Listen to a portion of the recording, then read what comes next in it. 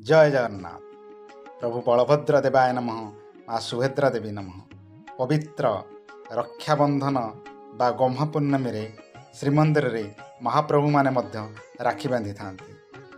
यही राखी माँ सुभद्रा प्रभु बलराम एवं महाप्रभु जगन्नाथ हाथ में बांधि था। यही राखी को पाट राखी कहुए। यही राखी को महाप्रभु पाटर सेवायत माने तैयारी करथांती। यही सबू राखी पाट सूतारे निर्मित होता है। प्रभु बलभद्र बैगणी नील और महाप्रभु जगन्नाथ हलदिया नाली रंगर दुईटी लेखाएं राखी तैयारी होता है। यही राखी सहित 4 गोटी गुआमाल 54 गोटी गुआरे प्रस्तुत करा जाई एही पूर्णिमा दिन मध्य महाप्रभु को लागी करा जाई थाए। पूर्णिमा दिन यही राखी प्रस्तुत करी पाटारा सेवक माने श्रीमंदिर रे देबा परे सिंघारी सेवायत माने एहाकू प्रभु जगन्नाथ एवं प्रभु बलभद्र हाथ में बांधि थांती।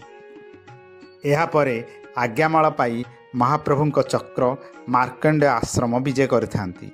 सेठारे प्रभु बलभद्र जन्मनीति पालित हुए। शुद्ध सुआर द्वारा बलभद्र एक छोट शिशुर प्रतिमूर्ति माटी रे तैयारी करा जायथाय।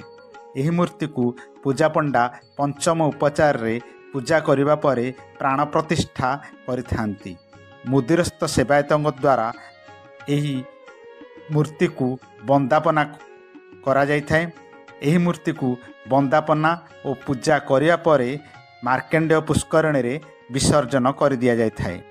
परे प्रभु सुदर्शन को विमान बड़ू सेवक माने आउ 3 आश्रम विजय कराई थांती, यथा पंडु, अंगिरा और भृगु आदि आश्रम। यही 3 आश्रम विजय करिबा परे नगर परिक्रमा सारी प्रभु सुदर्शन श्रीमंदिर को प्रस्थान करथांती। सतरे अनन्य ए परंपरा नियाराम कालिया और ता भाई भौणींकर नीतिकांति। जय जगन्नाथ, जय जगन्नाथ, जय जगन्नाथ।